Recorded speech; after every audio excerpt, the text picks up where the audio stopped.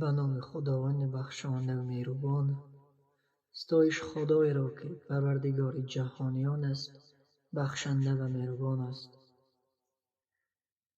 جمع و جماعت محبوب مولای عالی مدد، خواهیم هر یک و یک تمرد یک من بزرگ هیدن از نورند ماه مبارک شریف رمضان سرچسید هر یک و یک تبریک کنم و هر چاین در روزه دورته هر چاین روزه چنجور از خداوند تعالی خواهیم ده لک ویورد خداوند صبر جمیل و طاقت بی اندازه نصیب ویفکیخت و در آخر خواهیم ده از زبان شاعر شیرین زبان را یه شعر کوچک تمرد قرائت چیدم.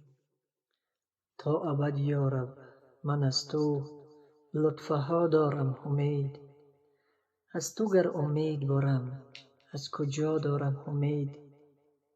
زیستم عمری بسی چون دشمنان دشمن مگیر، بی وفایی کردم از تو وفا دارم امید.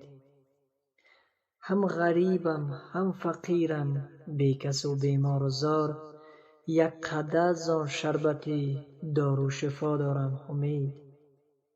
ناامیدم از خود و از جمله خلق جهان، از همه ناامیدم اما از تو می دارم امید. منتهای کار تو دایم که آمرزیدن است، زان که من از رحمتی بی منتها دارم امید. هر کسی امید دارد از تو چیزی یا امام، لیک شد عمری که من از تو را دارم امید.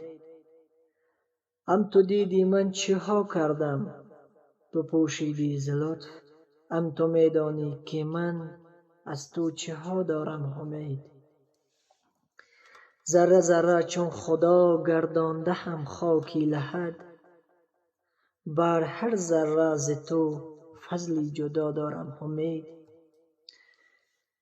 من بدم بد گفته ام بد مانده هم بد کرده هم، با وجود این خطاها من عطا دارم امید. روشنی چشم من از گریه کم شد یا حبیب، آن زمان از خاک کویت توتیا دارم امید. عاقبت بینم جمالت زان که می گویم مدام، یا اله العالمین از تو لقا دارم امید.